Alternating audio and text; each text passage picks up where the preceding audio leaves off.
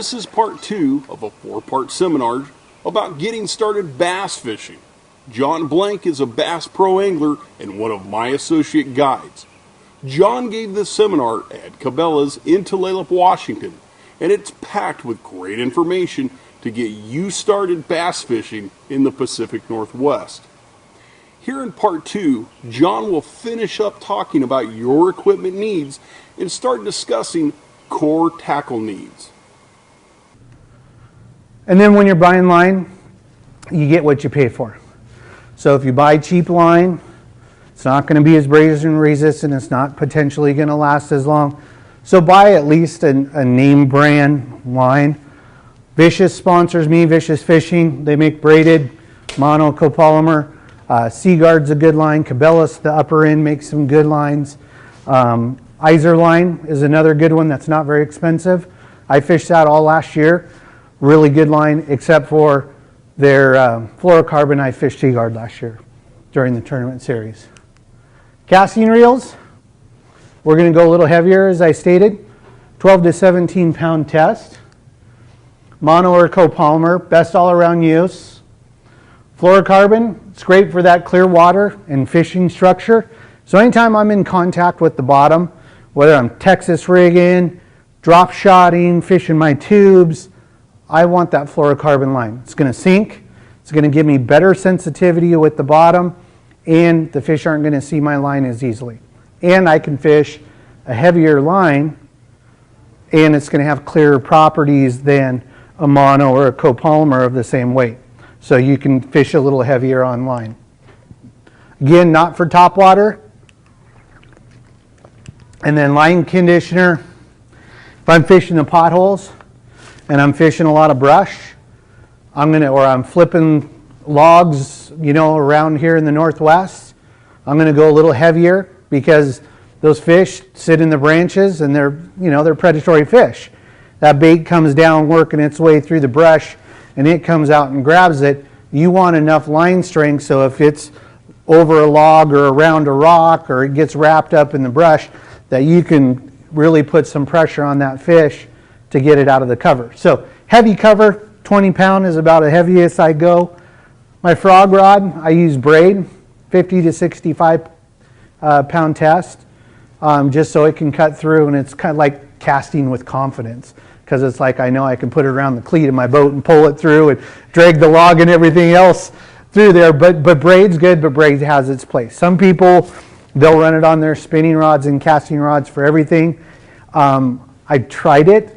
I didn't have as good a luck. I broke a lot of leaders off because the braid is so strong, and the leaders, you start setting your hooks hard. I was snapping off fish, which was costing me money. So I went back to using just fluorocarbon and mono, and then braid only for topwater. But that's just me. So I'm going to talk to you about really 4 baits today that I think you guys should have in your tackle box that will help make you successful. 2 of which are more of a search bait, power fishing if you will, and 2 of them are more of a finesse fishing where you slow down. The first one I'm going to talk to you about is spinnerbait. And spinnerbait is a super versatile lure. Everybody should have one in their tackle box. This is my spinnerbait rod. You can see it's got a lot of power. See how my backbone, when I talked about the backbone of the rod, you can see I have a lot of power here, so I can put pressure on that fish and fight it really hard. But I still have enough action up at the tip where it's going to be sensitive and I can feel any bite. Spinnerbait's super versatile. Docks, rocks, logs, I can throw this around. An aggressive fish will hit a spinnerbait. My favorite colors, white or a white and silver with a little red body like you see here. My next color that I would use is white and chartreuse. And then my next color would be shad. But I have a Plano box that's probably got 50 spinnerbaits, and I always go to the white. Whether I'm fishing largemouth or smallmouth, white is generally my go-to lure that I fish with. Or sometimes a white and chartreuse. If you look at the Strike King lure here, a white and chartreuse works really well. Or you have the white and silver, like I showed you. These are ones, and when you look at weight, and then here's a little heavier one in a 3/8 ounce. Depends. If I'm going to throw it, if all I can afford to start off with is a spinning rod, then I'm probably going to stick to more of a 1/4 ounce spinnerbait.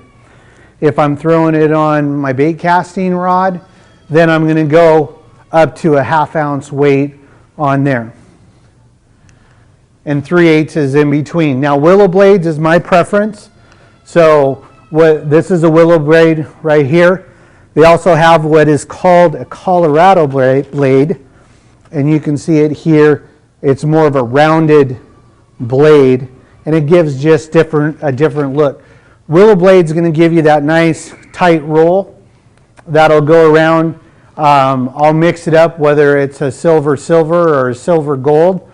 Strike King, like I said, for $6 or $7, you can get a spinnerbait, a good quality one. And what I recommend is spend the money if you're buying a spinnerbait to buy a good quality. Number one, you don't lose them very often. Okay, they're pretty easy to retrieve. And if you look at the dynamics of a spinnerbait, and I don't know how many of you are really familiar with it, so I'll explain it here. These are almost bulletproof to throw in the cover. Okay, so what you do is you have a wire here that spins these blades, and you can see these will spin like that as it goes through the water.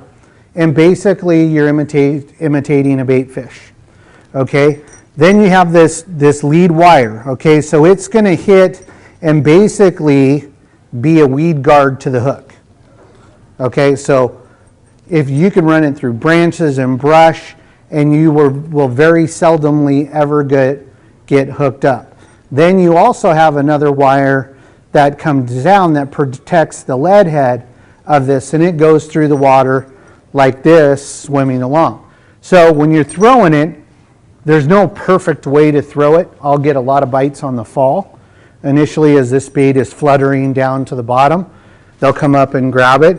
Or sometimes I'll bump it off a structure. So whether I'm throwing it into a sunken tree and bouncing it off of the logs, what triggers a bass to bite often is an irregularity in the movement. So if you look at their predatory instinct, it's the weak don't survive in nature, right? And that's what triggers like a wounded bait fish. When you see a school of fish go by and you got one that's swimming just a little different, which one gets eaten? The weak one, right? And it's the same thing when you're thinking of fishing bass. You're fishing a predator, okay? So you want to make your lure be as lifelike as possible, but you also want to mimic a wounded fish.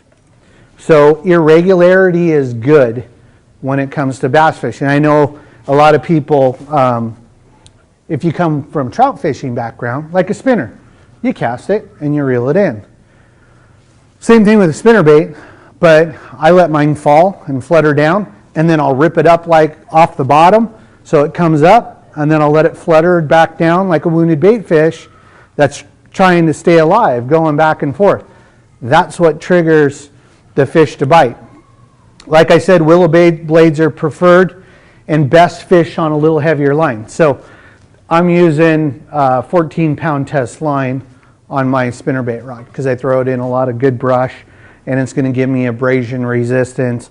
Not worried about losing it. Only time I ever lose a spinnerbait is when I get a professional overrun or a little zealous, and it's not the brush under the water, it's the overhanging trees that sometimes it ends up in, and it wraps itself around, and then it's like, well, now it's gone. But heavier line's good. So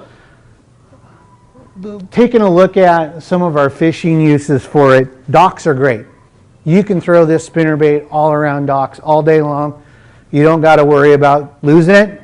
The only way you would have some troubles if you fell between the slats of a dock up on top and it went down. Other than that, that's the only way that you're going to lose it. Let it fall down along the pilings. Try to cast it up underneath the dock. Get it all around those docks. Beat those docks up. Those bass associate to that cover and fish those docks using it. Rocks and rocky points. Okay, so bass are predatory, right? So they're going to associate to those rocky points to go after the bait fish. And so they're going to stage there to feed. You're throwing, in a sense, prey for them. And bang that thing down in the rocks, let it get down into the bottom, play around with it, and you're going to find in different bodies of waters, the retrieve that you make will trigger the bass to bite versus a different retrieve that you use somewhere else. But whatever you do, just don't do a consistent like you're fishing with a spinner for trout. Change your retrieve speed. Sunken trees and stumps, again, another area where get down in the brush, get down and dirty, let it sink down through the limbs, and then once you see it quit moving, rip it back up out of there and let it come up, and then let it flutter back down and rip it. Those kind of things trigger that reaction from the bass. So I talked about retrieve, slow and steady, but come in contact with structure in the bottom. So you're bouncing off stuff, coming through down deep. 20 feet of water is about the deepest I throw a spinner bait. Sometimes I'll go a little bit deeper, but not very often. But anywhere from a foot of water on down to 20 feet of water is my target of where I'm throwing the spinner bait. Burn it. Now there's times, and I don't know how many of you are smallmouth fishermen in here, but if you get in a school of aggressive smallmouth, and especially if you catch one and you see another fish following the fish that's hooked all the way up to the boat, it's game time. Those fish are very agitated. They're in a feeding frenzy. You can take that, throw it out there, and burn it right across the top, and they're going to come up and smack it because it becomes a competition for them.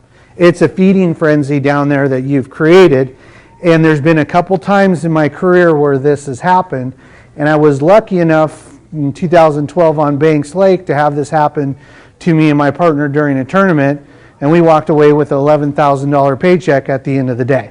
So, and it was literally for 4 hours, every cast, fish after fish after fish, and we kept culling and culling, and it was just a big school of smallies that had moved up, and it was one after the other, and it was an absolute frenzy. So pay attention when you're reeling in a fish, what's coming in around it, because a lot of times, especially on smallmouth, they're very aggressive. And then lift and fall technique.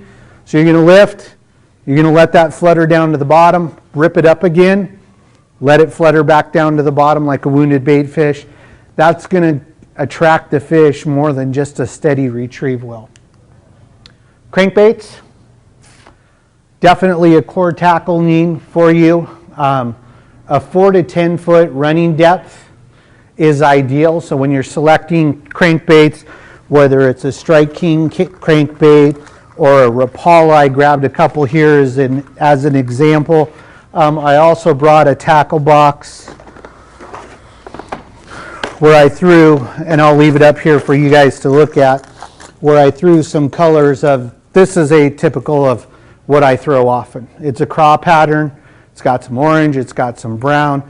This is actually a Lure Jensen, it's called a Crystal Craw in a 1/4 ounce. It's a square bill crankbait. It's got a rattle in it. You can hear it rattle. I'll throw it on a spinning cast if I'm throwing a little smaller one. You know, if I'm throwing a smaller crankbait here, I'll throw it on a spinning reel just because it's easier, especially if there's any wind. And definitely a bait cast with this guy here. Those are a good series of crankbaits, but craw pattern is what you want. Square bill for heavy cover. Okay, a lot of people's like, I don't know about throwing my crankbait in around sticks and rocks and logs. It's going to get caught up, right? Well, if you really look at the dynamics of how this crankbait works, it's going through the water like this. Okay? So my swivel's hooked onto it. What's going to come in contact with the crankbait? If I'm a log or a stick, it's going to hit this bill and it's going to deflect and go right over it. The point when you hit something, that's where that fish comes up and wants to smack it because it's an irregularity. And that's what triggers it. And if you look at my crankbaits that I throw a lot, you'll see that, well, this one I have thrown quite a bit, the leading edge is all frayed. And why is it all frayed? And I'll go back and I'll file it. It's for me driving it down into the bottom, into the rocks, into the logs, and going through. Now, there's times I'll get hung up. These float, okay? So don't, if you feel it get hung up, just kind of pop your line a little bit and load it and see if it'll float back up and you go back on your way. But if you set the hook on it, guilty, I've been there, you run the risk of losing it. Okay, folks, that wraps it up for part 2. Make sure you move on to part 3, where John will continue talking about core tackle needs for beginning bass fishing.